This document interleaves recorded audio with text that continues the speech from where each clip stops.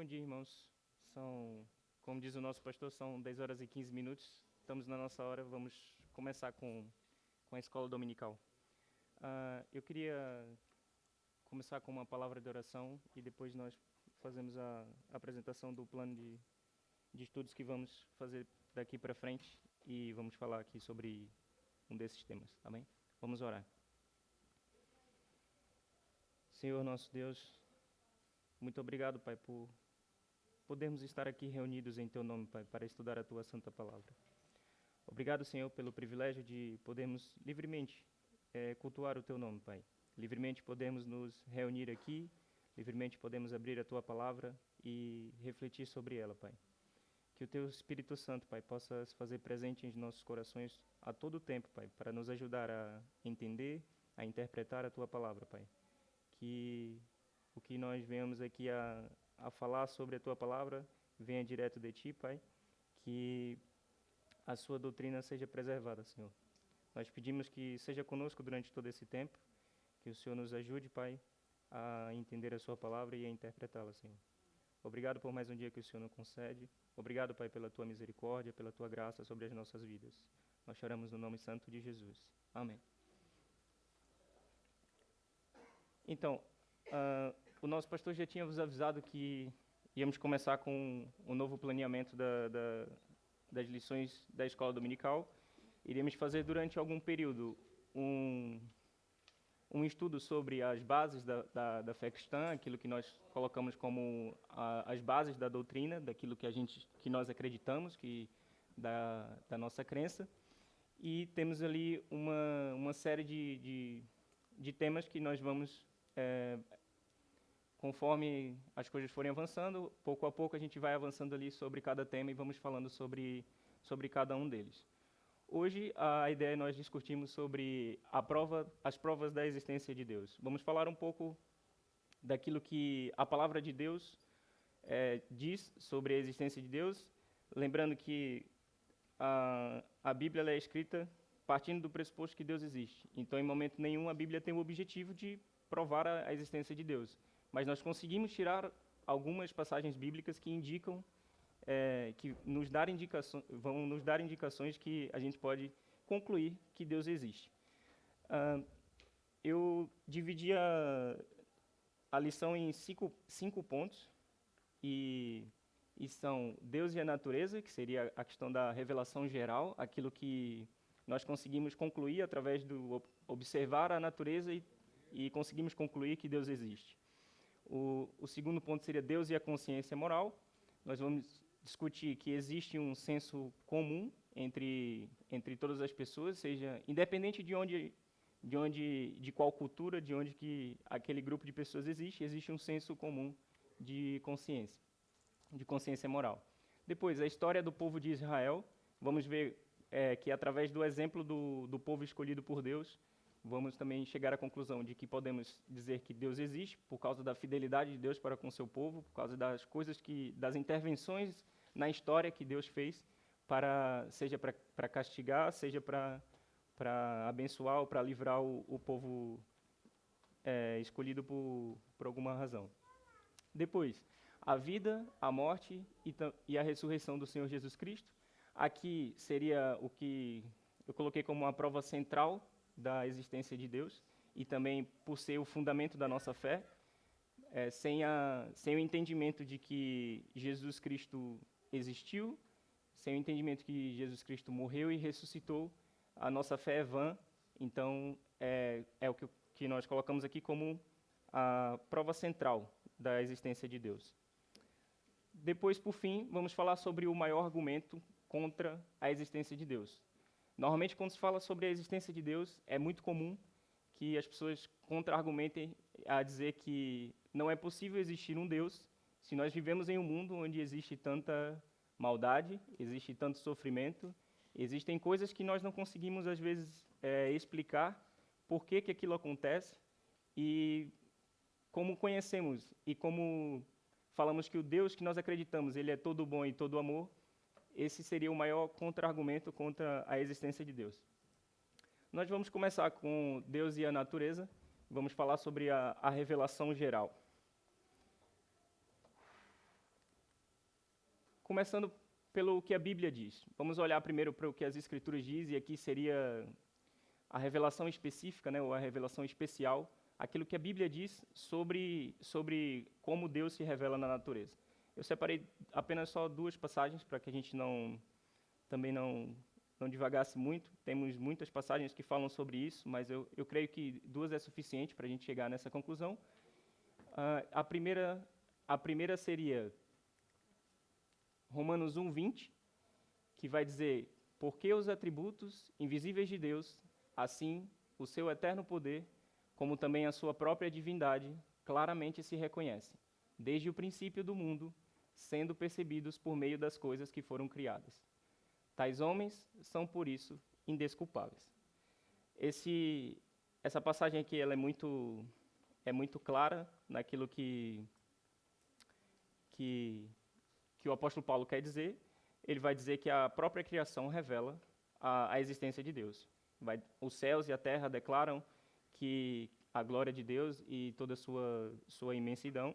E observando como que as coisas no mundo funcionam, como a natureza funciona, a harmonia que a natureza tem, a complexidade das coisas, e nós concluímos que existe um design por trás daquilo, existe uma intencionalidade por trás das coisas, e faz-nos crer que foi uma inteligência superior que criou aquilo, ou seja, concluímos que foi Deus que criou aquilo. E essas evidências elas vão além do acaso, né? Elas faz-nos pensar que não é possível que a natureza, uma coisa tão complexa, surgiu a partir do acaso. Então, nós cremos que foi Deus que criou todas as coisas. Temos também a passagem do Salmos 19, que vai dizer, só para complementar aquilo que foi dito antes: os céus proclamam a glória de Deus e o firmamento anuncia as obras das suas mãos. É um dos salmos que nós cantamos na igreja e falamos sobre isso. Então, basicamente, a partir da Bíblia, a partir daquilo que nós temos nas Escrituras, nós temos indicações de que a natureza nos dá indícios, nos dá um caminho, vamos dizer assim, evidências de que Deus criou todas as coisas e que foi a partir daí. Depois, falamos sobre o que a Bíblia diz. Ali no início, eu saltei a divisão dos pontos. A ideia era começarmos falando sobre o que a Bíblia diz e depois vamos pensar mais de forma, vamos dizer assim, racional, que quando entramos nessa discussão sobre a existência de Deus, se nós argumentarmos somente com a Bíblia, normalmente quem está a nos questionar são pessoas que não creem na existência de Deus, que não creem sequer que a Bíblia pode ser usada como um livro infalível, como um livro que pode responder a todas as coisas.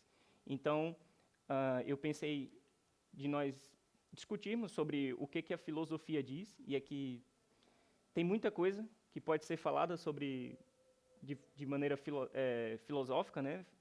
Tem muita coisa que pode ser discutida. Eu separei apenas 2 argumentos, que são basicamente os argumentos principais da filosofia, aquilo que os filósofos desenvolveram. E o primeiro deles é o argumento cosmológico. O argumento cosmológico é simples, no sentido de que ele vai explorar a ideia de que tudo que existe tem uma causa, ou seja, tudo que existe é o efeito de alguma causa que causou aquele efeito, né? Então, tudo que existe deve ter uma causa primeira. Nós precisamos conseguir recuar e encontrar a causa para aquele efeito. Temos que chegar ao ponto temos o universo é um efeito. Então, essa causa, tem que haver uma causa antes do universo que seja maior que o universo. Normalmente, a lógica funciona assim. Se temos uma coisa que existe, o que criou, por norma, é sempre maior do que aquilo que existe. Podemos imaginar uma flecha voando no ar. Nós sabemos que a flecha ela não se lança sozinha, ela não voa sozinha. Alguém precisa puxar o arco e lançar aquela flecha. Da mesma forma, nós concluímos que o universo ele não pode ter surgido sozinho, surgido do nada, não poderia simplesmente aparecer por conta própria. Nós cremos que Deus é como o arqueiro que lança a flecha. Deus é quem, no início de tudo, ou antes, no caso, antes do início de tudo, aqui nesse caso, vai e lança o firmamento de todas as coisas e, através da sua palavra, cria todas as coisas. Então, nós cremos que Deus é a primeira causa que causou todas as outras coisas, que gerou o efeito de todas as outras coisas. Ou seja, então nós cremos que, pegando aqui nosso exemplo, essa flecha não voaria sem o arqueiro, assim como o universo não existiria sem Deus. O segundo argumento da filosofia aqui que eu gostaria de destacar é o argumento teleológico. Eu sei que as palavras ali são um pouco pomposas, vamos dizer assim, mas o pensamento é simples. A ideia de argumento teleológico é a finalidade das coisas. Tudo existe para algum fim. Ou seja, nós conseguimos concluir que as coisas existem para alguma finalidade. Então, nós olhamos para o universo e conseguimos entender que o universo parece ter sido projetado de forma precisa para a vida, no caso, né? Existem leis físicas naturais constantes no universo que são finamente ajustadas, que uma mínima variação faria com que o mundo desmoronasse e toda a existência acabaria, né? Então, isso sugere que existe um criador por trás disso, existe uma inteligência que pensou sobre todas as coisas, que projetou, que arquitetou todo o universo. A ideia do argumento teleológico é esse. Todas as coisas que existem têm uma finalidade. E essa finalidade foi obra de alguém que projetou as coisas que existem. Isso indica, como nós já falamos, um design intencional. Existe uma intenção por trás do criador em criar cada coisa e chega nesse ponto de que as coisas têm uma finalidade e conseguimos concluir que existe um criador por trás. O caos, por si só, como é argumentado por muitas pessoas, que o universo surge do caos, nós concluímos que o caos, por si só, ele não pode gerar algo tão organizado. Ou seja, o mundo ainda existe muito caos no universo, mas não é só de caos que o universo é. Tem muita coisa muito bem organizada, então entendemos que é preciso uma inteligência para transformar o caos em algo bem ajustado e bem ordenado. Vamos começar com uns exemplos para entender melhor essa questão da finalidade das coisas. Um exemplo muito famoso, vamos dizer assim, muito usado para explicar o argumento teleológico é o olho humano.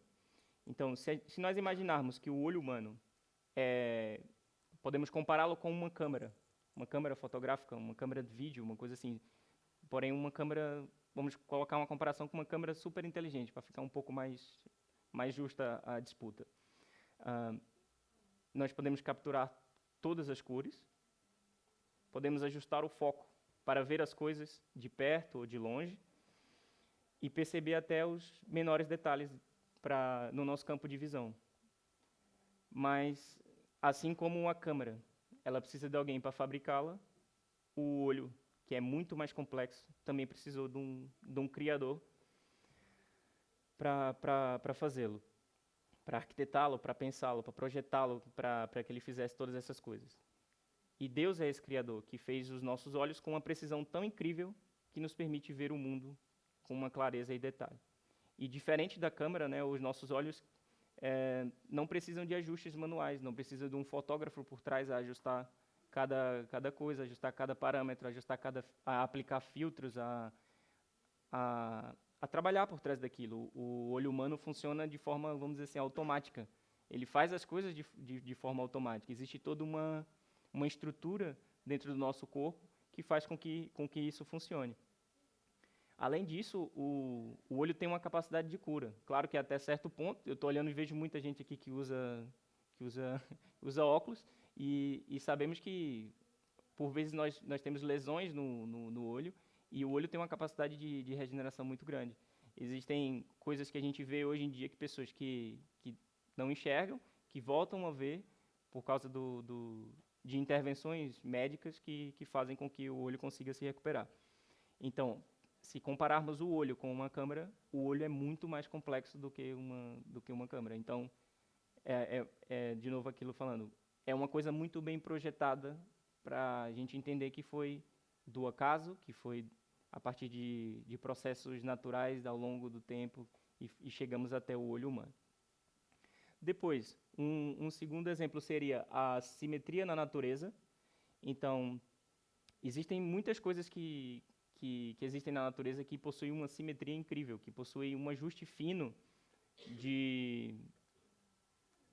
do design, do projeto da coisa, que é muito bem ajustado. Por exemplo, temos as asas das borboletas. Se nós pegarmos as borboletas e dobrarmos a asa no meio, os dois lados vão ter o mesmo tamanho.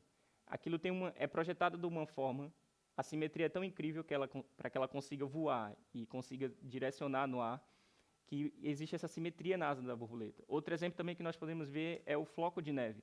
Cada floco de neve ele é único, mas ele tem uma simetria perfeita. Se olharmos e pegarmos um floco de neve e se conseguíssemos, né, dobrar ele no meio, ele ficaria uma metade igual, porque ele tem a simetria perfeita. Ele é projetado de forma tão precisa que ele tem essa simetria perfeita. E essa simetria perfeita, ela nos mostra que as coisas não acontecem por acaso, que existe um projeto, um design por trás daquilo, existe alguém que desenhou aquelas coisas, existe alguém que pensou naquilo. E nós concluímos que pela complexidade de tal coisa e por nós não conseguirmos reproduzir aquilo, tem que ter sido algo superior a nós e concluímos que foi Deus, o Criador, que é, como seria, né, o artista que desenhou as asas da borboleta, é o artista que desenhou o floco de neve tão perfeito para que ele fosse tão simétrico, mostrando que tudo tem um propósito e que tudo foi projetado por ele. Depois, por último, nós podemos avaliar aquilo que seria, eu acho que o exemplo mais forte aqui nesse caso, que seria o ciclo da vida. O ciclo da vida é um dos maiores exemplos de ordem e organização na criação. Se nós olharmos para como a natureza funciona, as plantas crescem, as plantas nascem a partir da terra, né, crescem, utilizando a luz solar e a água para crescer. Os animais dependem das plantas para se alimentar e transformam essa energia que eles pegam da planta, se alimentam em força para viver e se reproduzir. Quando os animais morrem, eles voltam para a terra, decompõem a terra, suplementam a terra, vamos dizer assim, né, com os seus minerais, com aquilo que tinha nos seus corpos, e fazem com que novas plantas cresçam e o ciclo se mantenha assim. Esse ciclo ele é tão interdependente, ele é tão interligado uma coisa com uma outra, que reflete esse planejamento, mais uma vez. Eu estou insistindo aqui nesse ponto, porque é exatamente isso, existe um planejamento por trás das coisas. Então, o ciclo da vida ele nos leva a crer nisso. É tão tudo bem ajustado, tudo bem interligado, que concluímos que existe um planejamento de uma mente criativa e poderosa, que no caso seria Deus, o Criador de todas as coisas. Então, tudo segue um equilíbrio perfeito, que seria impossível, né, sem uma inteligência por trás daquilo tudo, uma inteligência que organizou aquilo tudo. É como se de fato alguém tivesse pensado naquilo. Então, nós acreditamos nisso, que foi Deus que pensou e projetou todas as coisas, aquilo o objetivo de todas as coisas, cada detalhe foi pensado por Deus. Ainda falando sobre a finalidade de todas as coisas, nós podemos usar uma analogia para que fique mais claro ainda essa questão da finalidade de todas as coisas, que é uma analogia, seria a analogia do relojoeiro. É um exemplo também muito utilizado para explicar isso, que vai dizer o seguinte: imaginem que nós estamos no meio de uma floresta, nunca vimos, não conhecemos o que é um relógio, e encontramos um relógio na floresta. Nós observamos aquilo e vemos a complexidade que o relógio tem, cada peça funcionando de forma independente e ao mesmo tempo interligada, e vendo que todo o sistema depende de todas as peças a funcionar na sua perfeição para que aquilo atinja a sua finalidade, que é marcar a hora. nós conseguimos concluir que aquilo foi feito por alguém. Não dá para nós olharmos para algo tão complexo, para algo tão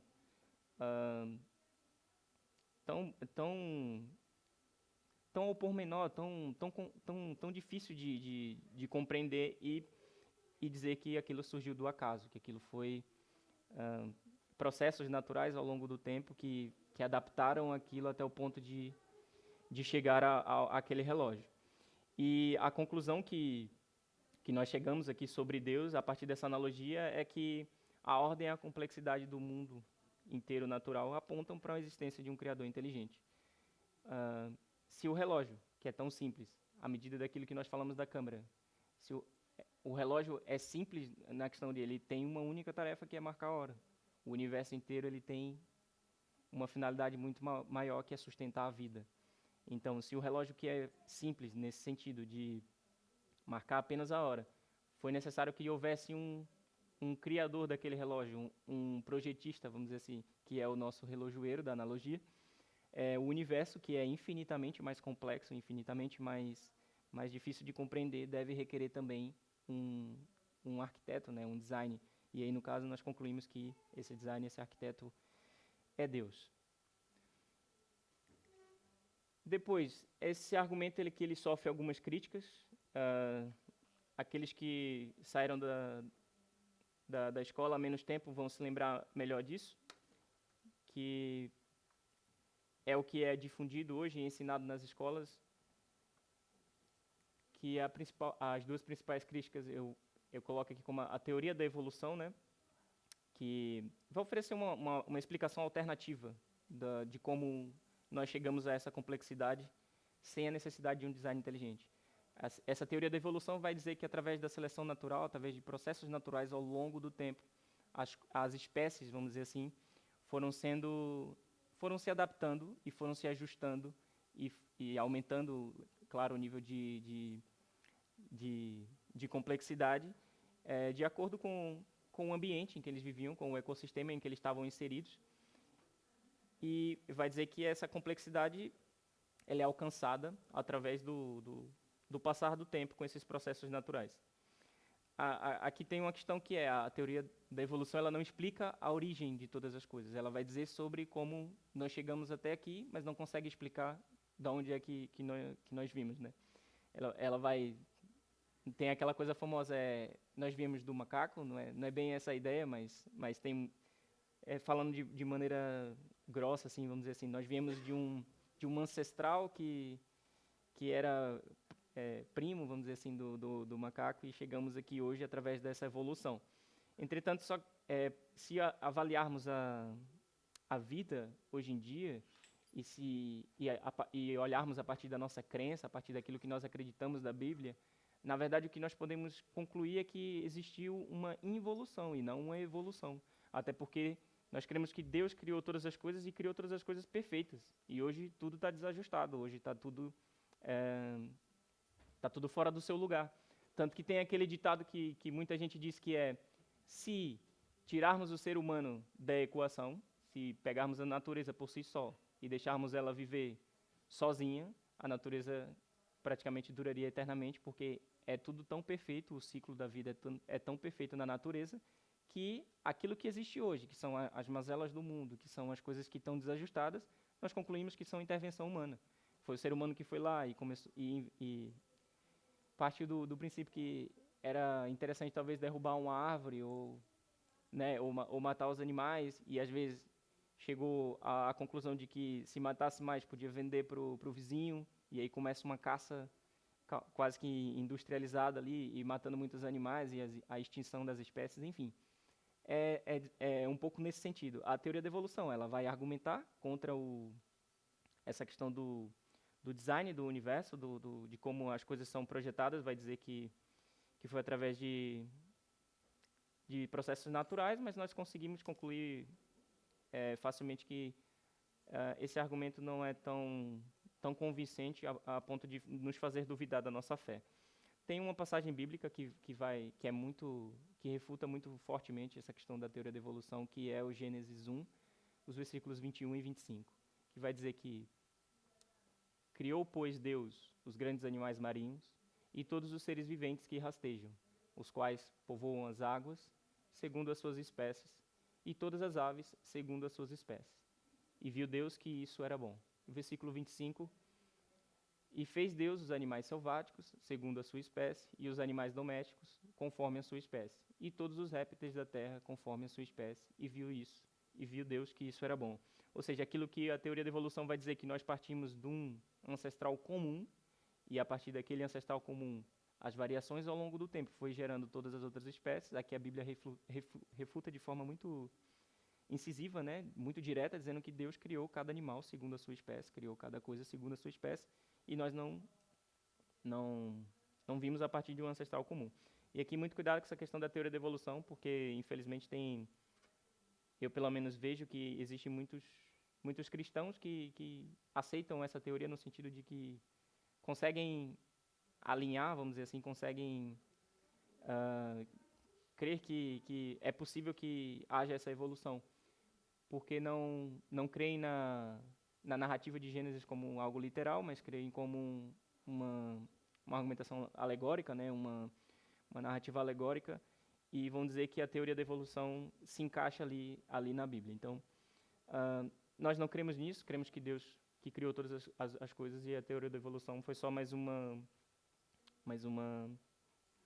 desvio da inteligência humana para se distanciar de Deus. Outra crítica muito forte sobre Deus e a natureza, a revelação geral, vai falar, como eu tinha falado, sobre as imperfeições e os desequilíbrios da natureza. Muita coisa daquilo que as pessoas criticam, né, e argumentam contra a existência de Deus tá nesse sentido das imperfeições que existem no mundo, dos desequilíbrios da natureza. Existem animais na natureza que fazem coisas que faz com que os cientistas questionem se de fato existe um design bem pensado, se de fato existe um Deus, como nós acreditamos, todo bom, por trás disso tudo.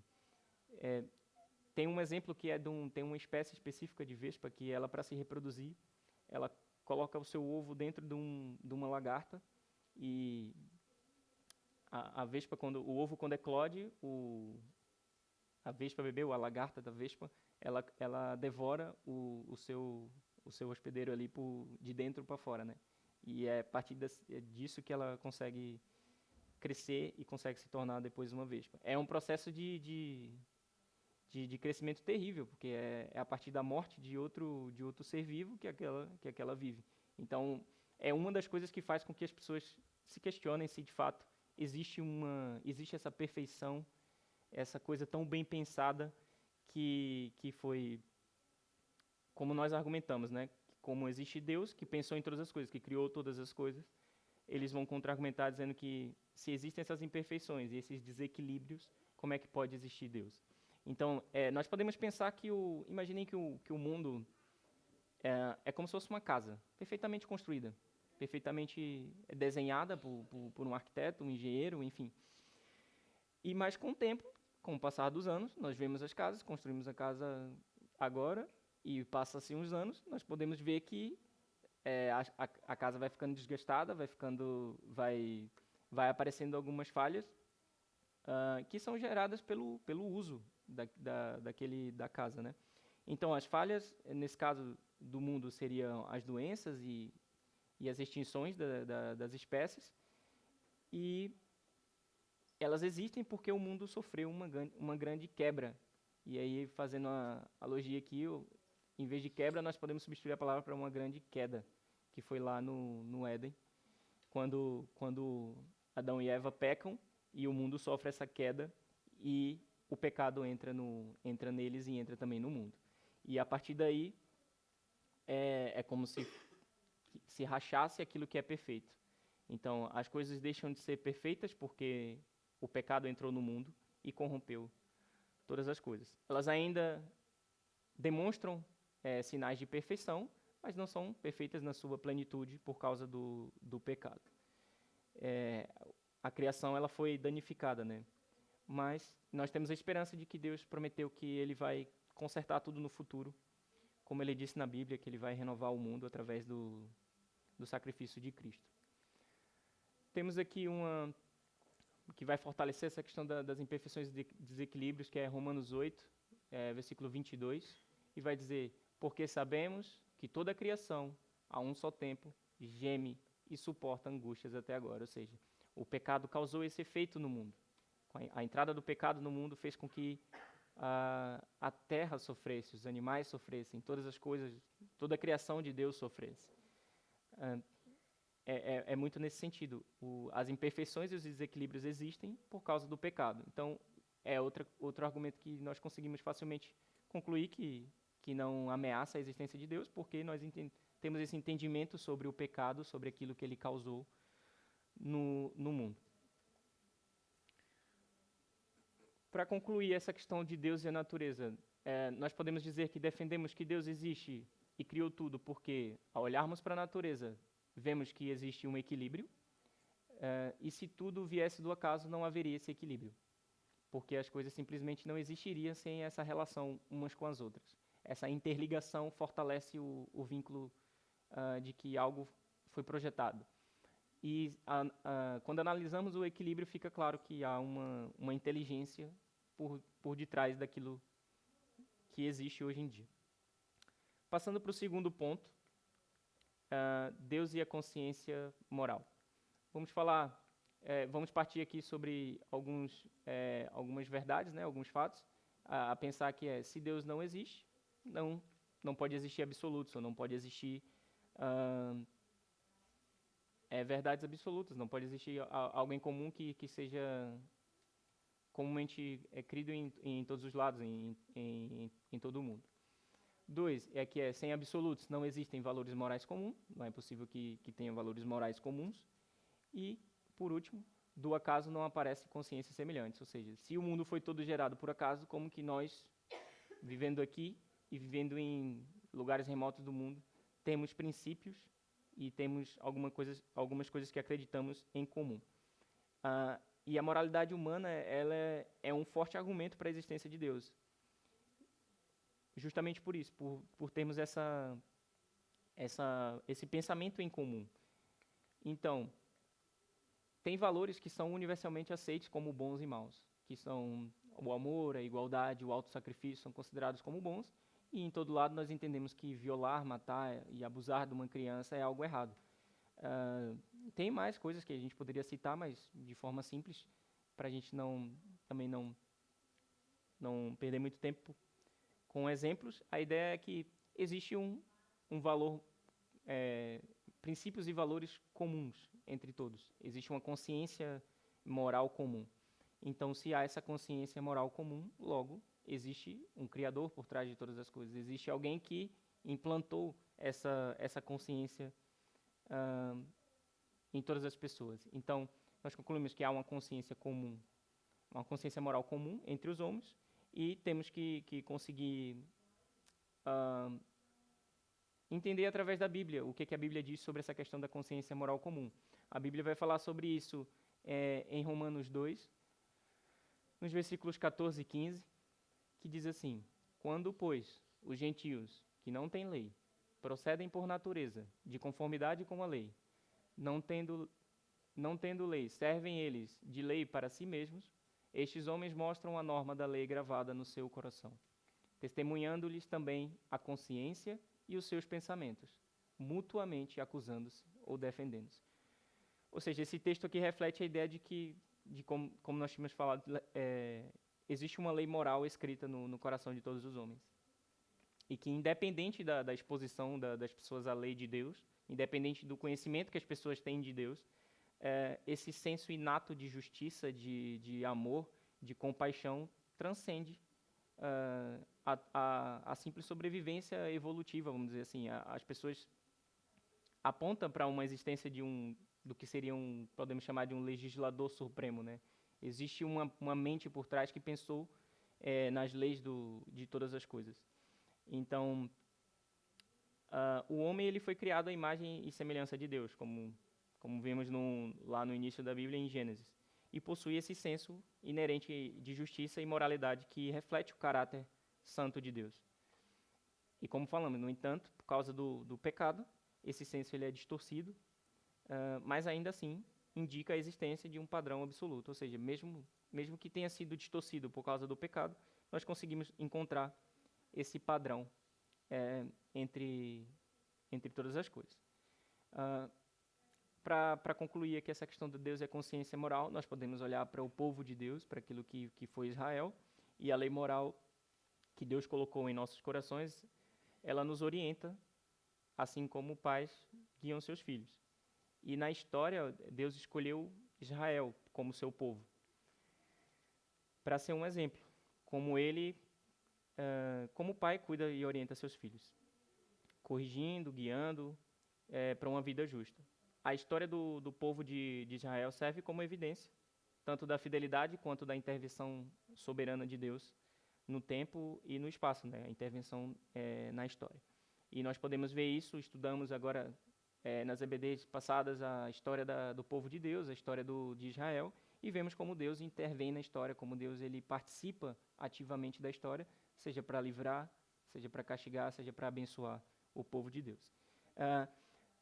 Partindo para o terceiro ponto, que é exatamente a história do povo de Israel e como que, através do exemplo de Israel, Deus se manifesta no mundo. A escolha do povo de Israel e o cumprimento de profecias vai nos levar a essa conclusão de que tem que haver uma relação divina, tem que haver um Deus por trás disso, alguém que pensou sobre todas as coisas. Então, Isaías 11... Isaías 43, dos versículos 10 e 11, vai dizer que vós sois as minhas testemunhas, diz o Senhor, o meu servo a quem escolhi, para que eu saibais, e me creiais e entendais que eu sou eu mesmo, e que antes de mim Deus nenhum se formou, e depois de mim nenhum haverá. Eu sou o Senhor, e fora de mim não há Salvador. Outra passagem bíblica que vai dizer é exatamente Isaías 11, de 11 a 12. Naquele dia o Senhor tornará a estender a mão para resgatar o restante do seu povo, que foi deixado da Assíria, do Egito, de Patros, da Etiópia, de Elão, de Siná, de Amate e das terras do mar. Levantará um estandarte para as nações, ajuntará os desterrados de Israel e os dispersos de Judá, desde os quatro confins da terra. Aqui fala de uma profecia do futuro, né? Tem um sentido mais escatológico. A intenção aqui, pelo menos o que é comumente interpretado nessa passagem aqui, Isaías está a falar sobre Cristo, mas nós conseguimos ver um cumprimento, vamos dizer assim, inicial ou parcial do que seria a profecia de Isaías com Neemias, Zorobabel e Esdras, que eles fazem o avivamento, vamos dizer assim, do povo de Deus. Eles reconstroem o templo, reconstroem os muros de Jerusalém e fazem com que os judeus voltem para a sua terra. E uma última passagem, só para a gente... Ainda temos Jeremias 31, 38 e 40, também vai trazer uma profecia que diz assim: Eis que vem dias, diz o Senhor, em que esta cidade será reedificada para o Senhor, desde a torre de Hananel até a porta da esquina. O cordel de medir estender-se-á para diante até o outeiro de Garebe, e virá-se-á para Goa, todo o vale dos cadáveres e da cinza, e todos os campos até o ribeiro, Cedron, até a esquina da porta dos cavalos para o oriente serão consagrados ao Senhor. Esta Jerusalém jamais será desraigada ou destruída. Ou seja, aqui o profeta vai dizer que o povo de Deus não desapareceria, que Deus ia fazer com que essas pessoas fossem reunidas, com que chegasse o tempo em que eles voltassem para a terra e reconstruíssem aquilo que nós conhecemos como Jerusalém ou a Cidade Santa. E por fim, Ezequiel 11, 17 vai dizer: Dize ainda, assim diz o Senhor Deus, hei de ajuntá-los do meio dos povos e os recolherei das terras para onde foram lançadas, e lhes darei a terra de Israel. E nós podemos ver que ali por volta do ano 70, a cidade de Jerusalém ela é destruída e os judeus são espalhados pelo mundo. E durante quase 1.900 anos, os israelitas viveram espalhados pelo mundo. Entretanto, eles preservaram a sua cultura, preservaram a sua língua, e depois, quando foi convocado que eles retornassem para sua terra, eles todos retornaram e foram viver lá. Ou seja, isso é o que é chamado de diáspora, né? Eles se espalharem e preservarem a cultura. E o retorno do povo de Israel à Terra Santa, eles foram profetizados, como nós vimos lá nas passagens, que isso iria acontecer. E nós podemos ver que o que acontece com Israel nunca aconteceu a outro povo. Nenhum outro povo aconteceu isso. O nosso pastor, a semana passada, eu creio que falou sobre isso, que teve várias civilizações que desapareceram, que sofreram aquilo que Israel sofreu, que passou por uma destruição a ponto de como Israel passou, e que desapareceram por causa disso. Não conseguiram preservar a sua cultura, não conseguiram preservar o seu povo, que desapareceu.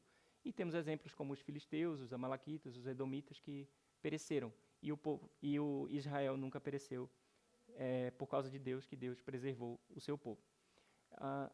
Avançando para o quarto ponto, que seria a vida, a morte e a ressurreição de Jesus, nós podemos avaliar aqui alguns fatos, que seriam: Jesus realizou efeitos nunca antes vistos e que são considerados divinos. Ele existiu, morreu e foi colocado num túmulo. E a fé cristã está radicada no fato de que Jesus ressuscitou, aquilo como nós que já falamos. Nós temos a fé radicada na vida, morte e ressurreição de Jesus Cristo. Se nada disso aconteceu, se nada disso existiu, a nossa fé é vã. E a vida, a morte e a ressurreição de Jesus Cristo é o ápice da revelação divina, né? É o ápice daquilo que nós podemos chamar de a prova da existência de Deus. Porque aquilo que Jesus fez aqui não pode ser explicado pela ciência, não pode ser explicado por outras coisas, se não concluirmos que foi algo divino, foi intervenção divina. Então, Jesus realizou feitos nunca antes vistos e que são considerados divinos.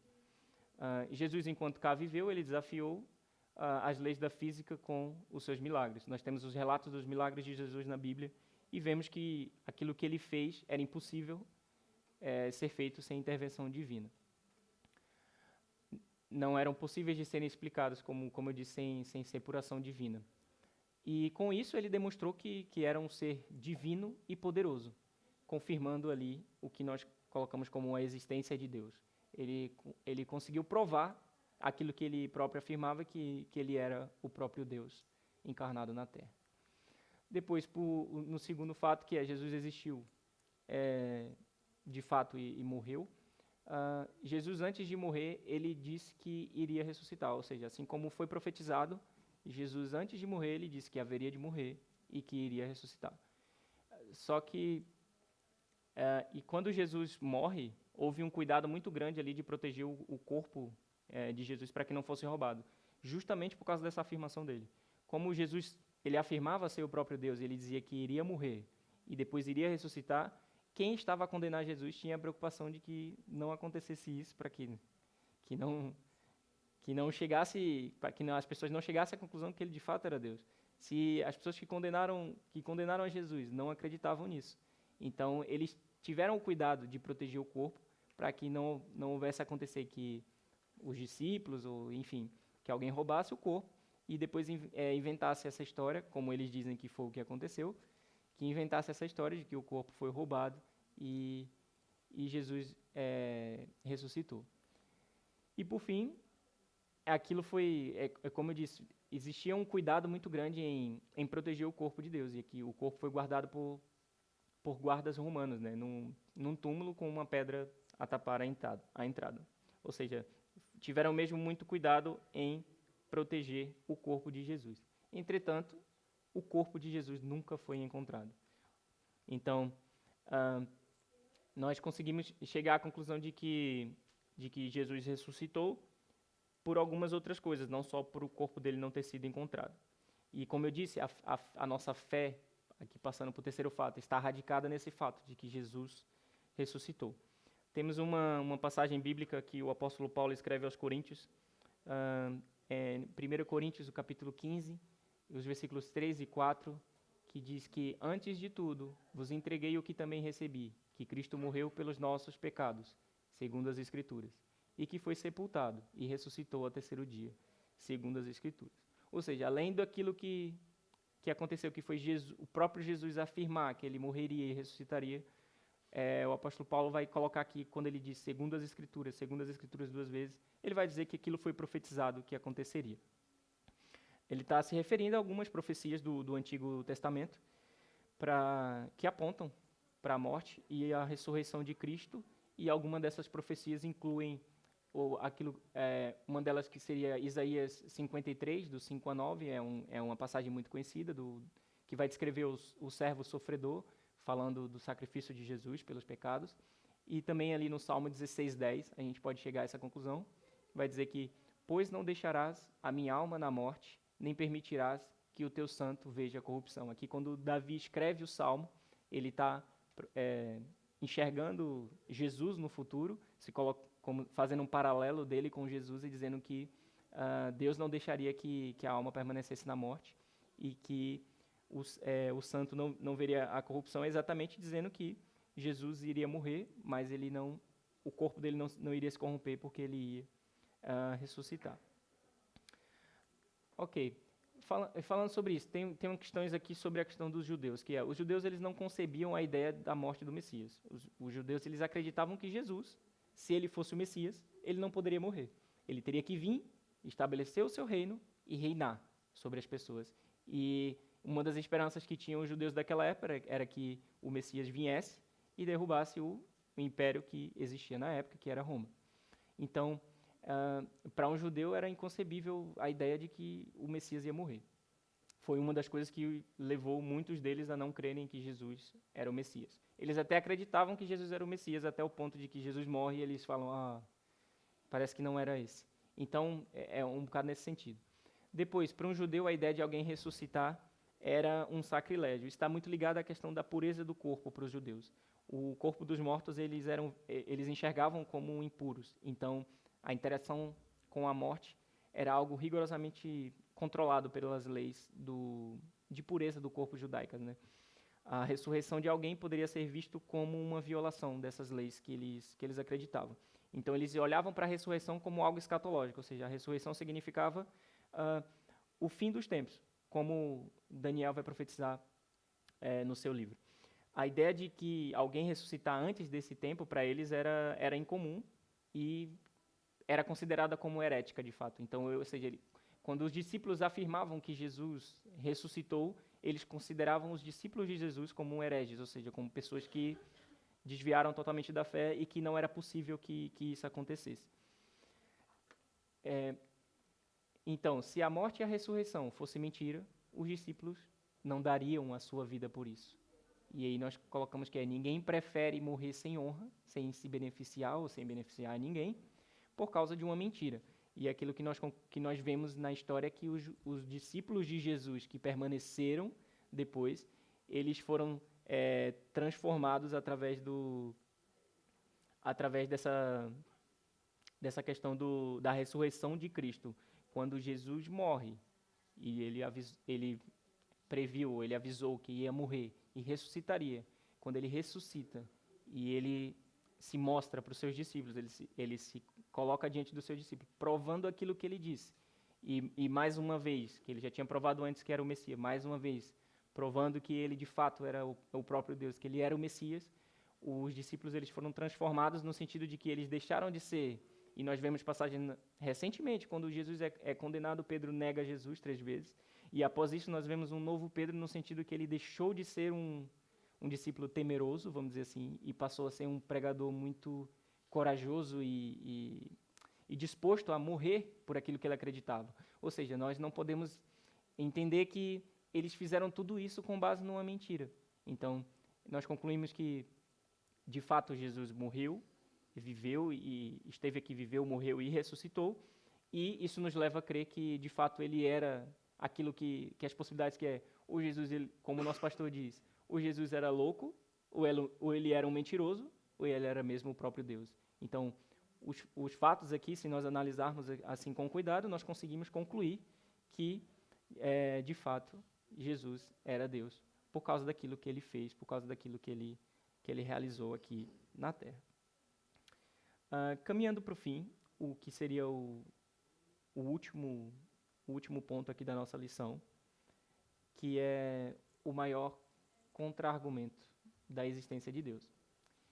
E sempre pelo menos no meu caso, sempre que eu cheguei nesses contextos de que existiam pessoas que não acreditavam na existência de Deus, e quando o que eles argumentavam sempre, além daquelas outras coisas que nós vimos, que é as imperfeições da natureza, a teoria da evolução explica as coisas, a ciência explica muita coisa, o maior contra-argumento eu acho que é quando chega num ponto que a gente vai refutando pouco a pouco as pessoas, a gente vai explicando, não, mas não é bem assim. Chega ao ponto que a pessoa diz, tá bem, mas e como é que você me explica a existência do mal? Como você me explica a existência de um sofrimento inexplicável, que por muitas vezes para a gente é inexplicável. Muitas vezes tem aquele exemplo que é muito forte, que é a questão do sofrimento do povo africano, da fome que existe muito forte na África. Muitas pessoas falam isso. Como que existe esse Deus que você diz, que é um Deus bom e todo-poderoso, e tantas pessoas sofrem sem razão nenhuma, vamos dizer assim, né? A gente não consegue encontrar razão no sofrimento das pessoas. Então, a pergunta que surge a partir desse debate é se Deus ele é onipotente e totalmente bom, por que ele não destrói o mal e o sofrimento de uma vez? E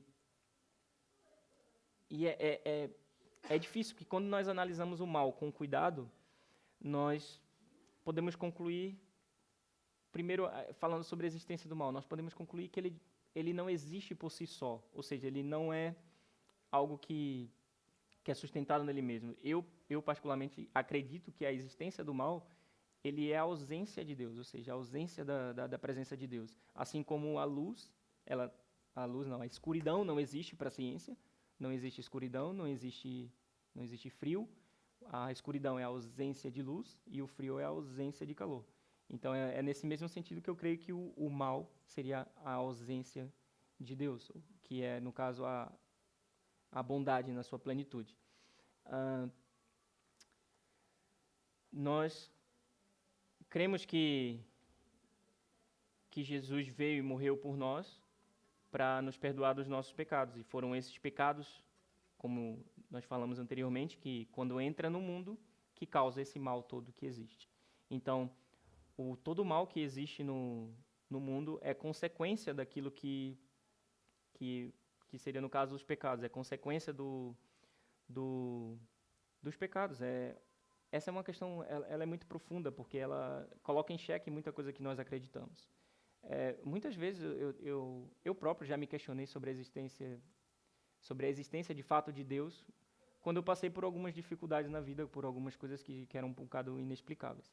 Então, nós podemos começar aqui com uma ideia, abordando aqui o que seria a base da doutrina cristã, o que seria o início da doutrina cristã, que Paulo vai escrever lá em Romanos 5, os versículos de 1 até o 8. E vai começar por dizer: justificados, pois, mediante a fé, temos paz com Deus, por meio de nosso Senhor Jesus Cristo, por intermédio de quem obtivemos igualmente acesso, pela fé, a essa graça na qual estamos firmes, e gloriamo-nos na esperança da glória de Deus, e não somente isso, mas também nos gloriamos nas próprias tribulações, sabendo que a tribulação produz perseverança, e a perseverança experiência, e a experiência esperança. Ora, a esperança não confunde, porque o amor de Deus é derramado em nosso coração pelo Espírito Santo, que nos foi outorgado. Porque Cristo, quando nós ainda éramos fracos, morreu a seu tempo pelos ímpios. Dificilmente alguém morreria por um justo, pois poderá ser que pelo bom alguém se anime a morrer. Mas Deus prova o seu próprio amor para conosco, pelo fato de ter Cristo morrido por nós, sendo nós ainda pecadores. E aqui nós chegamos naquele ponto que nós somos justificados mediante a fé, ou seja, nós não temos méritos na nossa salvação, é através de Cristo que nós temos esse acesso. O mal, ele é gerado pelo nosso pecado, e o sofrimento que nós passamos aqui nessa terra está muito ligado às nossas más escolhas, talvez, a consequências de nossos pecados. Então, a questão do mal, ele não invalida a existência de Deus nesse sentido que muitas pessoas dizem que se Deus existe, ele é todo bom, porque exatamente isso, se Deus existe, ele é todo bom, por que ele não destrói o mal?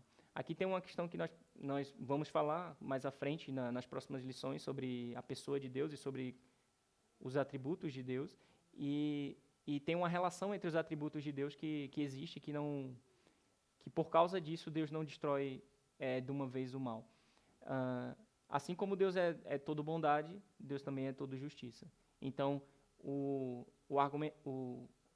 atributo da bondade ele não pode sobrepujar, vamos dizer assim, o atributo da justiça. Assim como Deus é bom, ele também é justo.